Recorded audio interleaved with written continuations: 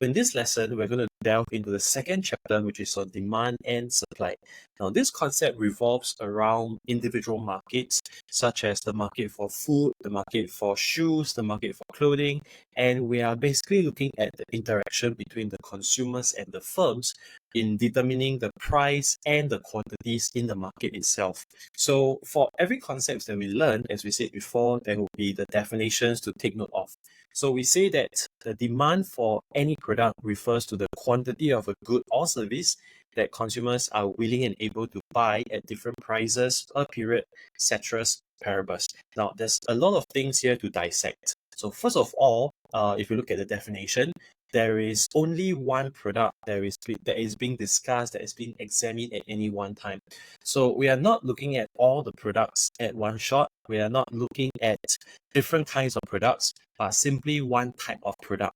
Now, in the case of a broad category, then we are looking at things like food, things like clothing as one whole category as itself, or we can look at a specific brand or specific product or specific characteristic of a product. So for example, let's say we look at ice cream as a category of food versus, let's say, the vanilla ice cream, which is a specific flavor, right? So at any one time, we are examining one specific product. So then we are looking at the consumer's perspective. So the demand of a product comes from the consumers. So consumers must be willing and able to buy the products. So there are two characteristics or two criteria here that will have to be present. So first of all, the consumers must be willing to buy. So if they have the money, the purchasing power, but they are not willing to buy the product, then it will not be part of the demand for a specific product. Similarly, if they want to buy something, but they don't have the money, no purchasing power, then it is also not part of the demand that we are examining. So the consumers must be willing and also able to buy the product. Then it will be considered as the demand for the product. So think of it this way: we have a list of prices that are possible for selling a product, or they are possible for buying a product. So suppose now in the consumer's minds, right, as a whole market, in the eyes of the consumers, there could be different prices that the products are set at. So let's say, for example, if a specific product such as a packet of fruit, let's say a donut, if hypothetically it would cost $4, then collectively in the market, 10,000 units could be bought, right? So suppose this is the situation. If the prices were set at $4, then there could be 10,000 units that will be bought. Then if the prices were $5, there would be 8,000 units that will be bought instead, right? And then if it's $6, it will be 6,000 units and so on. So these numbers here are hypothetical, but it illustrates the situation where as the prices change, the quantities that will be bought will also change, right? So these quantities, we refer to them as the quantity demanded. So this means that at that specific price, such as $4, consumers are willing and able to buy 10,000 units of that product, right? And then if the prices were to increase to $5, 8,000 units of product would be bought. Or we can say that the consumers are willing and able to buy 8,000 units instead. So this here will show us that there are different prices that the product could be sold at, and then at every individual price, different quantities could be bought. So this will form the definition of demand, right? And then we have here an important assumption, which is the ceteris paribus assumption, which is commonly used in economics. Now, in the real world, there are many things that could change at the same time, right? So there could be a recession, people's incomes could fall, there could be a higher level of uncertainty amongst the people. All these could affect the demand for specific products. But in the case of our analysis, we want to hold all the other factors constant. We do not want everything to change at the same time, which would affect how we come to a decision or how we come to an answer for any question. So we hold the ceteris paribus assumption, which is that all else remains the same. So at any one point in time, there could be only just one or even just two factors that are happening, and everything else remains constant. So this is an important assumption in economics. So we call this the ceteris paribus assumption. Now, coming back here, as we have just explained, at different prices, there are different quantity demanded. So we say that at any different price or at any price, specific price, consumers are willing and able to buy a specific number of units. So as the prices increase, the quantity demanded starts to fall. We can see here that as it gets more expensive, people will be buying fewer units. And conversely, as the prices drop, as it gets cheaper and cheaper, consumers will be buying more and more. So this would show us a negative relationship between the price and the quantity demanded. All right, so as it gets more expensive, we buy less, and as it gets cheaper, we buy more. So this shows us the law of demand, which is that there is an inverse relationship between the price of a product and a quantity demanded of it, right? So here it is going to show us how the demand curve will be formed. So when we draw the demand curve here, right, typically we do not have to put in the numbers. This one is just for illustration. The graph is extracted from this website. So over here, you can see that for this hypothetical item, when it is $16, if the price was at $16, there will be 60 units that will be bought. So the quantity demanded will be 60 units. If the prices were to fall to $12, then the quantity demanded would increase to 80 units instead. So the higher the price, the lower the quantity demanded, and vice versa. So the way that we draw demand curve is we show a downward sloping demand curve, all right, or a straight line here. So this is the demand curve. We have prices and we have quantity on both axes. Now, unlike the PPC that we just examined in the previous video, in the demand curve, we have very fixed axis. So price on the vertical axis or the y-axis, and quantity on the horizontal or the x-axis, right? So we do not change this. So this is by convention, this is a common practice. So we just keep it as such. So the demand curve is considered as a downward sloping curve. Now, why is it that the demand is, the law of demand is as such? Why is that downwards? Why is there a negative relationship between the price and the quantity demanded? So we boil it down to two main reasons. We have the substitution effect, and we also have the income effect. Now, in terms of substitution effect, we have to bring in substitutes. So products that are used, right, that satisfy similar needs. So I could choose to drink Coca-Cola. I could also choose to drink Pepsi, right? Both have similar taste. We can refer to them as close substitutes. They are very similar. We can also choose to drink bubble tea or even plain water just to quench our thirst. So if your purpose is to quench your thirst, then any beverage could be seen as substitutes. So for example, today, the first thing that happens here is that the price of Coca-Cola goes up. So Coca-Cola is now more expensive, and as a result, people who want to switch to something else, right? This is human nature. So as the prices of Coca-Cola goes up, it is more expensive. We choose to buy something else to quench our thirst. This could be Pepsi, this could be bubble tea, this could be water even, right? So we assume, right, that everything else stays the same. There is the ceteris paribus assumption. So everything else stays the same in terms of any other factors that could affect the demand for the product, or let's say Coca-Cola. So only the price of Coca-Cola changes. So as a result, because it is more expensive, consumers are buying less of Coca-Cola.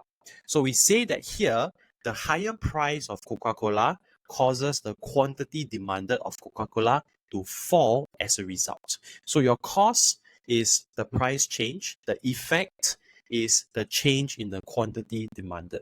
So we have the substitution effect here, which is that consumers switch to something cheaper. Now, on the other hand, we also have the income effect. So income effect is when the consumer's real income changes because of the price change. So using back the same example, we have Coca-Cola price increasing. So Coca-Cola is now more expensive.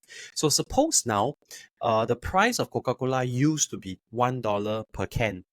And the average income, for example, is $3,000. So $3,000 is what we call the nominal income. So nominal income means that this is the amount of money that the consumers take home, right? This is the amount that you see coming into your bank account. It is expressed in terms of dollars. So $3,000 is the nominal income. The consumer's income don't change. It remains as $3,000. So previously, $3,000, if you divide by $1, we could afford 3,000 units of Coca-Cola, right? So if we were to spend all our income on Coca-Cola, we can buy 3,000 units. But suppose now the price of Coca-Cola has increased to $2 per can, right? So there is a 100% increase. So from $1 to $2. So now the price of Coca-Cola has doubled. If the consumer's income remains the same, they can only afford 1,500 units. So you see here that the consumer's income doesn't change. They don't change. The only thing that changes is the price of Coca-Cola, right? And because of that, consumers are unable to buy as many units as before because they can only afford 1,005 units now instead of 3,000 units as before. So because of this, we say that the quantity demanded for Coca-Cola has fallen. So the change in price causes a change in quantity demanded again, but the mechanism is different. With the substitution effect, it is people's choosing of substitute goods that affects the quantity. And in the case of the income effect, it is because the ability to buy has fallen. So this would be the case of income effect, right? So with all this, we say that it will cause the change in the quantity demanded whenever the price of the products change. So if you recall when we talked about the movement and shift, the differences between these two in the PPC diagram, these two terms and the differences will still hold. So right now, what we see on this graph is that there is also a movement along the demand curve. So a movement here, if you've forgotten, it means that there's a change in the point on the same curve. So we have point A at first. The price was at $12 and the quantity demanded was 80 units. Now that the price of this item has gone up, suppose it goes up to $16, then the quantity demanded will drop to 60 units. So this is a change in the price causing a change in the quantity demanded, and we show this with a movement along the demand curve. So this is how we show a movement. So we use the arrow to indicate the direction of the change. Now, we may also ask that could there be anything else that affects the demand? So it shouldn't just be cannot just be the price that affects how many units of a product that people buy. So here we have prices as one factor that we just explained. We also have a huge other category, which is the non-price factor. So first thing, why do we separate price and non-price factors? What is so special about price that we isolate it out from everything else? Because if you can see from this list, right, we have things like income, we have expectations, we have taste and preferences. So what is so special about price of this product itself that makes it one of its own, right, in one category of its own? Now, if you recall, in the demand curve, we say that it is price against quantity. So we plot the price against the quantity. So when price is singled out and labeled on one axis, then whenever the price changes, we will simply just choose a different point on the same demand curve. So suppose if the price were to go from, let's say here, PA to PB, then we will simply choose point B instead of choosing point A, because here it is just a change in the price, right? And then that will directly affect the quantity of the units being bought. So then when we come on to other factors, because these other factors are not labeled on the demand curve or on the axis, then we will simply just in a way, lump them together when we explain how the demand curve will change, right? So to fast forward, this is how it goes. So whenever we want to show the effects of a non-price factor such as income, then we will draw a shift of the demand curve. So here, what we see is a rightward shift of the demand curve. So how is it different? Now, I realize that in the same price, let's say if the price was at $12 and it remains at $12, people are buying more units than before. So previously, when we had the movement, you simply change the price and people change the quantity that they consume. But now the price remains the same, and specifically it remains the same at $12. But instead, people are buying 150 units compared to 80 units than before. So this cannot be considered as a movement. This is definitely not a change in the price, but something else. All right, so what could be those something else? So these are a list of factors, but again, this is not an exhaustive list. This is just to get us started to understand how things work. So for example, we have this factor, which is the income. So first of all, the consumer's incomes may change from year to year. And by income here, we are referring to nominal income, which is how much you earn from working. So if I see an increase in my salary, that is considered as an increase in my nominal income. So nominal income, when it goes up, we tend to change our behavior, our purchasing behavior. So suppose now I am earning more money than before, or I have gotten a promotion and I also got a pay raise.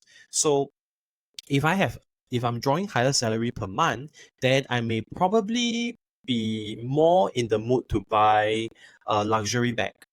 I may be more likely to buy a car. I may be more likely to go for more holiday trips because I have higher incomes. And this higher income causes the demand for certain items to go up. So demand for holiday trips, the demand for cars, the demand for demand for cars, demand for houses. So all these products, you have a higher demand for them, you're buying more of them whenever there is a higher income. So these products here, the demand and the income change in the same direction, if you realize. So higher income, higher demand for these products. And conversely, if this person is going to retire, the workers are going to retire and they will probably see a decrease in their income in time to come, then they are going to reduce the demand for these products. So the demand and the income will also drop together in the same direction. So then we consider these products as normal goods. So normal goods here means that simply the income and the demand change in the same direction, whether going up together or going down together. And then on the other hand, there could also be products that we buy less of whenever we have an increase in income, for example. So this will be considered as inferior goods. Now, inferior goods is not mentioning, is not explaining anything about its quality. It doesn't mean that it is a low quality product, but it simply means that whenever we see a change in our income, the demand for that product changes in the other direction. So for example, the incomes of the consumers are rising. They are probably more likely to buy cars. So cars are a normal good. But at the same time, they're also probably going to take less public transport because they are not using as much, or they can afford not to use public transport as before. So then the demand for public transport will decrease, goes down. So higher income leading to lower demand for public transport. So public transport here is considered as an example of an inferior good. So similarly, if we are going for more fine dining, and we may be eating less at the hawker centers, at the food courts, then the products here, the food items in these places will be considered as inferior goods. Again, nothing to do with the quality. It is just how the product here is being defined. Then we have another factor, which is the prices of related goods.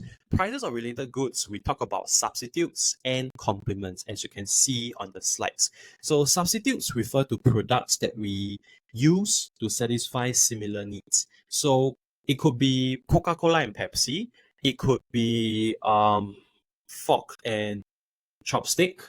It could be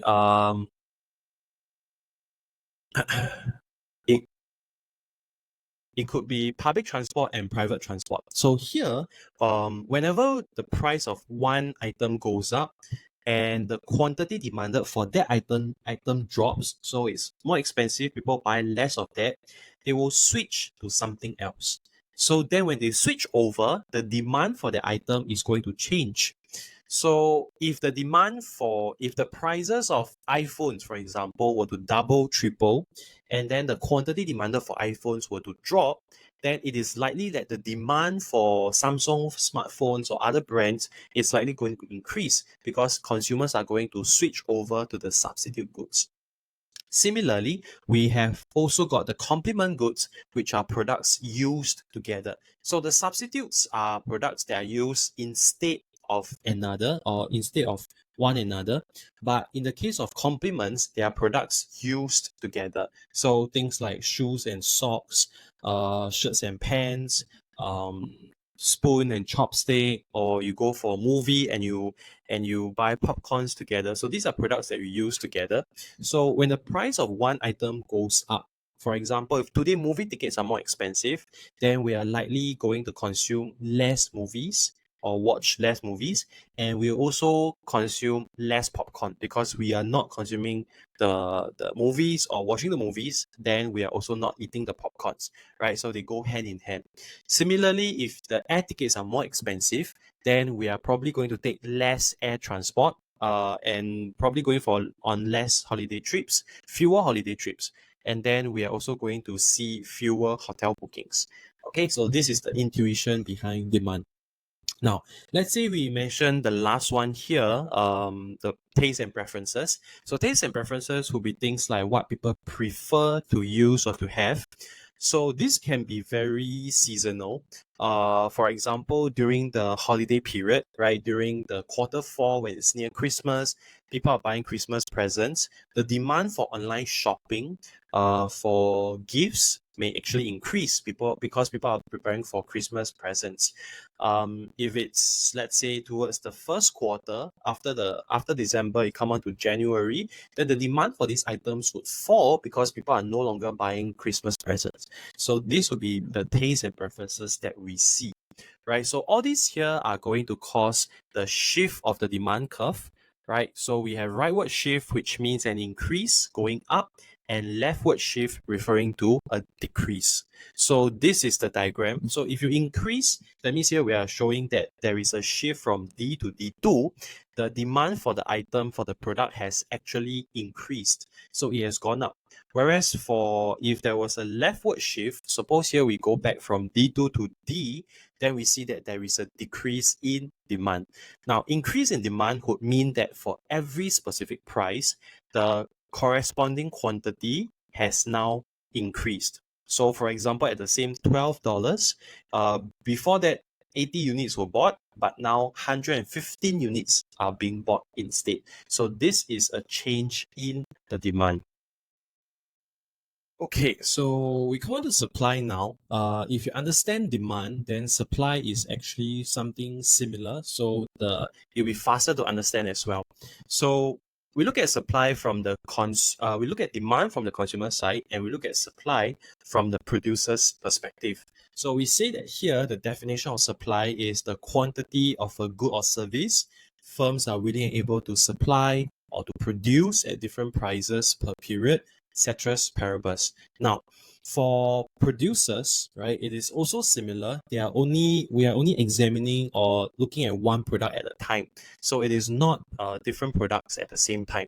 If let's say talking about the supply of fish balls, the supply of t-shirts, or etc. So firms must also be willing and able. So the same criteria will apply: willingness and ability, and then also the set different prices. This is what we see just now. Okay, so something similar. We have $4, $5, $6 as per the example in demand. Except here, of course, we see a difference, right? So at $4, suppose we have 7,500 units being supplied. At $5, the quantity is going up instead, is increasing instead. So we'll look at the reason why in a while. So here we can see that at every single price, the quantity supplied of the product will be different. So this will make up the supply of the product. So similarly, in demand and supply, we think of it as having a whole list of prices on each side. And whenever there's a different price, there is a corresponding quantity demanded or quantity supplied. All right. So this is from one perspective. We will then combine them together later on. So here, in terms of supply, we say that there is a positive relationship between price and quantity supply. So as the prices increase or as the price increases, the quantity supply of the product is more and more, is increasing. So why is it the case? Because at the higher price, it is going to be more attractive to the producers. Now, if you recall from the first chapter, we say that producers are motivated mainly by profit maximization. So if I can sell the same item at a higher price, every unit that I sell will fetch in higher revenue, right? So revenue here refers to how much you earn from selling the products. It is not the same as profits. It is not the same as cost. So cost here, we assume remains the same. Then if you have higher revenue for every unit, it will translate to higher profits for every unit. So because of the higher profitability, the producers are more motivated. So when the prices are higher and higher, the producers will be producing more and more. So that gives us the upward sloping supply curve. Now, in the same way here, whenever there is a change in the price of the item, of the product, there is also a change in the quantity supplied. So we can see here, for example, that we start from price $16, and if it goes up to $22, then more firms will be entering the market. So more firms will be producing the items and they'll be selling more in the market. So this will lead to increase in the quantity supply. So this is shown by a movement along the supply curve because we are choosing a different point on the same supply curve, right? Conversely, if we started at $16 and we now drop to $12, the quantity supplied will fall as well. It will fall from 55 to 40 units respectively. So the lower price causes the quantity supplied to fall as a result. So again, we choose another point on the same supply curve. So this is a movement along the supply curve. Now, we also have the non-price factors of supply. So similarly, as per demand side, the supply side will also have other reasons why the producers are affected, why they are changing their production level. So the main reason here we will say is because of the cost of production. So cost of production is how much it costs the producers to produce their output. So for example, we are producing t-shirts. We'll probably require cotton. We may need some machineries. We may need to hire some workers to produce the t-shirts. So all these are factors of production: cotton, worker, and machineries. These are factors of production. And the cost of acquiring them will be the cost of production, the cost. So if, for example, the workers are demanding for higher pay, or the cotton is now more expensive because the suppliers are asking for higher compensation, then this will increase the cost of production for the t-shirt producers. All right. So if there's a higher cost, then ceteris paribus, assuming that the revenue stays the same, profits are going to fall because making the same item will now cost more and earn the firms less profit. So in that case, they are going to reduce the supply of the product. Conversely, if the government is giving more subsidies, so if the government is giving subsidies to reduce the cost for the producers, then it will increase the supply of the item because the profitability is now higher. So it depends on how your cost of production is affected. So cost of production, that will be one. Then, for example, things like supply shocks. So supply shocks will be very random events that affect the supply. So it could be natural disasters. A hurricane sweeps by and destroys the the orange crop. So then there will be much less or much fewer units of oranges to be sold, and this will reduce the supply of oranges. Then similarly, technology is going to affect supply. So there will be advancements in the technology from time to time, right? Right now, of course, the trend is more in terms of AI. So when we have AI, we have the advanced technology that we bring in to the firms. It could also speed up the pace of production. So production could be made faster, production could be made cheaper because we are using technology to speed up the efficiency. So that as a result, with a lower cost, firms are able to produce more, or with the same resources that we have, then we are able to produce more than before because technology is allowing us to increase our capacity. So these are going to cause the change in supply. So here we can see that with supply, it is also the same intuition. A rightward shift refers to an increase in supply of the product, and a leftward shift will lead us to a decrease in the supply. So how do we know? Now over here, the price is at $3,000. It remains the same. So there is no change in the price, but something could have happened that would affect the production level. So suppose now the government provides more subsidies and the cost is reduced, firms are going to find or going to see higher profits. So then they will increase the supply of the products. So we can see here that the red curve shifts over to the black one, S1, right? So at the same $3,000, 6 million units will be provided or will be supplied instead of just 5 million units. Similarly, if the government imposes a tax or if the government restricts the production of the firm, for example, then the supply of the item is going to decrease. So then when it decreases, it will go from 5 million units to 4 million units. So at the same price, there will be now fewer units being bought or being produced. So this would be the changes in the supply of the item. After examining both the demand side and the supply side, we are going to reach an equilibrium, or we come on to the equilibrium part of the discussion now. So we had demand and supply, and we now piece them together. This is how the graph looks like when it is put together. So we say that there is a point where the curves will actually touch or intersect each other. So at this point of intersection, we call this the equilibrium price.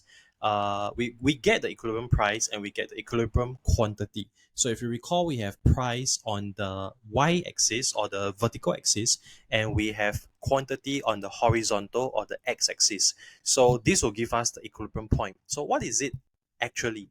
Now, in the case here, the example, for example, such as donuts, we have $4, $5, and $6, right? So assume if you recall now, we have the whole set of prices that are possible. So when the prices are $4, the quantity demanded will be 10,000 units, right? So in this slide here, and then the quantity supplied will be 7,005 units. So if the prices were at $4, consumers are buying much more than what the producers are producing. So that is the first price. If we go on to second price, $5, we see that the quantity demanded has dropped to 8,000 units and the quantity supplied has increased to 8,000 units, right? So here, the quantity demanded and the quantity supplied are the same. So $5 is referred to as the equilibrium price because it is the price where the demand side and the supply side are actually equal. The quantity demanded 8,000 and the quantity supplied 8,000 units are the same. So this is the equilibrium point. Further on, if we increase the price to $6, quantity demanded falls to 6,000 and quantity supplied goes up to 11,000, for example. So here at $6, instead, we are going to produce more than what the consumers are buying. So there will be excess, there will be a surplus. Whereas in price at $4, there will be a shortage instead. So at both situations, we do not have equilibrium because the two quantities are not the same, right? So we only get the same quantity at price $5, which is illustrated by this diagram over here. Now, in terms of the questions that we see in the exams, typically they are going to ask us to analyze how certain factors will affect the market of a specific product. In terms of market, we are looking at one specific product, and in terms of market, we are also concerned with the changes in the price and the quantity, or to be specific, the equilibrium price and equilibrium quantity. So in the first scenario here, for instance, we have a decrease in demand. So, for instance, there is a decrease in demand for iPhone 3 when iPhone 4 was launched. So, iPhone 3, the demand drops when people switch over to the newer model iPhone 4. So, this causes the demand curve to shift leftwards. All right. So, if you recall, we talk about taste and preferences, right? So, a newer model causes the older model to have a decrease in demand. So with the decrease in demand, what we see here is on the right side, the demand curve shifts leftwards. Okay, so you have a D1 to D2. This is where the demand falls. All right, so what happens, right? What happens when the demand for an item drops? So we say that people will be buying less, right? So you can see, first of all, the previous equilibrium was P1, Q1. P1, Q1, the equilibrium price and quantity. Now that the demand has fallen, the equilibrium price has dropped to P2 and equilibrium quantity has fallen to Q2 respectively. So here, because the demand has fallen, people are buying less. The firms are also reducing their prices so that they can try to retain some customers. Okay, so this is the intuition for a decrease in demand.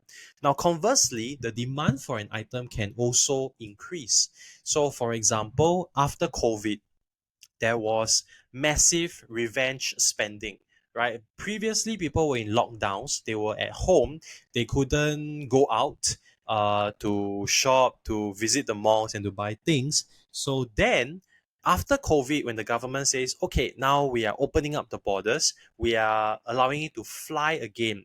So then, this will increase the demand for things like air travel, hotel bookings, because all the pent up demand is now unleashed, right? So the increase in demand, again, we show with a rightward shift of the demand curve. So here we look at the first diagram. From D1 to D2, you realize that the demand curve is now shifting rightwards. So with the higher demand, the firms are increasing their prices because they see that people are buying more. So the higher quantity allows the firms to price the items higher, because then you can make more profits, right? So this first diagram shows us an increase in demand, and the second diagram shows us a decrease in demand, right? So in both cases, we see changes in the equilibrium price and the equilibrium quantity. So this is what we are analyzing. So on the supply side, similarly, we can have decrease in supply and also increase in supply, decrease and increase. So decrease in supply could be due to cost of production going higher. So, for instance, we had the Russian-Ukraine war, which reduced the supply of oil in the market, right? Because Russia was a major exporter of oil, and this led to a decrease in supply, which of course led to higher prices of this resource, right? So there's a decrease in supply. Similarly, during COVID period, when the lockdown measures were imposed, the number of workers working was reduced because there you could not have so many workers in the same space. Otherwise, that would cause the lead of the spread of the virus, right? So then we had a decrease in supply of the production of whatever products because there were fewer workers. So the supply of the products actually decreased. Then on the other hand, we also have increase in supply. So increase in supply could be examples like face masks, right? At the start of COVID, many people were snatching up the face mask. The governments around the world said that you have to wear face masks when you go outside to again reduce the spread of COVID. So at first, we saw that the prices were shooting up quite quickly because people were buying up like crazy, right? So the demand actually went up. Then subsequently, we see that the firms were producing more and more firms were actually jumping on this bandwagon and they are also producing face masks. So the supply of the face mask also increased in the later part. So this was the example. This is the example of the increase in supply. So here, first diagram, this one shows us the increase in supply. So supply goes up. You can see that with a higher supply, things are generally cheaper, right? So when the quantity of the items in the market is now much higher, then the prices tend to drop because there are so much more to sell and firms have to reduce the prices to finish selling off all these items, right? Conversely, when the supply falls on the second diagram, when the supply falls, the prices will increase because the production side is now limited. There are fewer units and firms are able to raise their prices so that they can make more profits off the consumers. All right, so this would be the increase and the decrease in price in supply. So here it shows the increase in supply, and the second one shows the decrease in supply of any product. So the last part here is where it gets a bit more tricky. We're talking about simultaneous shifts. So simultaneous shifts is, for example, here where you have both the shift in demand and supply curves.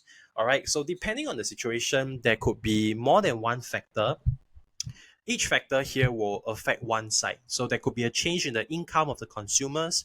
There could be a supply shock, such as natural disaster that affects the production of the item. So when you piece these two together, we will have increase in demand and a decrease in supply of the product. So what could actually happen to the market of this product itself? So it actually depends on the specific shifts, whether your demand curve is shifting right or left, coupled with whether your supply curve is shifting left or right. And also at the same time, if you see here, you realize that the shifts are more or less the same size. So demand and supply curves are shifting more or less by the same size. So this is one variation. On the other hand, you could also have demand curve shifting more than supply curve shifting, or supply curve shifting more than the demand side. So these are different variations that we can have, and all these will lead to different outcomes in the market.